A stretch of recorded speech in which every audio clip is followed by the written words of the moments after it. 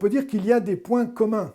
L'entreprise libérée vise un mode d'organisation qui s'appuie sur une vision positive des êtres humains, qui vise à favoriser l'autonomie, la prise de responsabilité, des modes de fonctionnement coopératif avec une disparition du chef contrôleur, hein, le contrôle. Et ça, c'est des points dans lesquels la sociocratie se retrouve.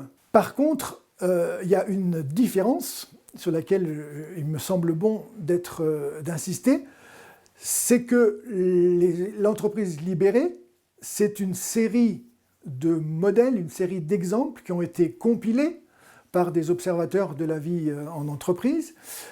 Ces exemples sont tous intéressants, mais chacun de ces exemples tient la réussite de chacun de ces exemples tient au génie propre d'un homme ou d'une femme qui a voulu remettre en question les modes d'organisation traditionnels et de l'entreprise pyramidale pour faire vivre autre chose à son entreprise. Voilà. Ces modèles peuvent être inspirants, pour autant, ils ne constituent pas une méthode.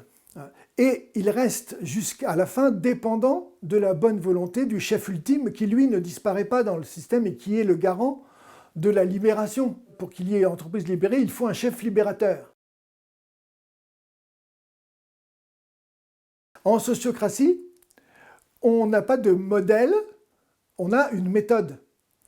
La sociocratie propose une méthode, et cette méthode, elle est indépendante du chef. Le chef sociocratique, il a comme responsabilité de faire appliquer la méthode, et ensuite, dans sa responsabilité en tant que chef exécutif, de faire exécuter les décisions prises collectivement. Voilà. Donc, la sociocratie, c'est une méthode pour donner à chacun le maximum de pouvoir dans l'organisation et réguler le pouvoir dans l'organisation. Et dans ce sens, elle peut libérer, si on veut, les entreprises. Et par contre, ce n'est pas un modèle. On peut s'organiser de plein de manières différentes avec la sociocratie. Elle peut s'appliquer à tout un tas d'organisations. Et souvent, d'ailleurs, les entreprises qui nous demandent des formations en sociocratie ont démarré un processus de libération d'entreprise, dit-elle, et se retrouve à un moment donné à se dire « mais oui, d'accord, c'est très bien, mais comment on fait maintenant ?» Voilà. Et donc elles viennent chercher, avec la sociocratie, des outils pour organiser, structurer, pérenniser leur travail de libération d'entreprise.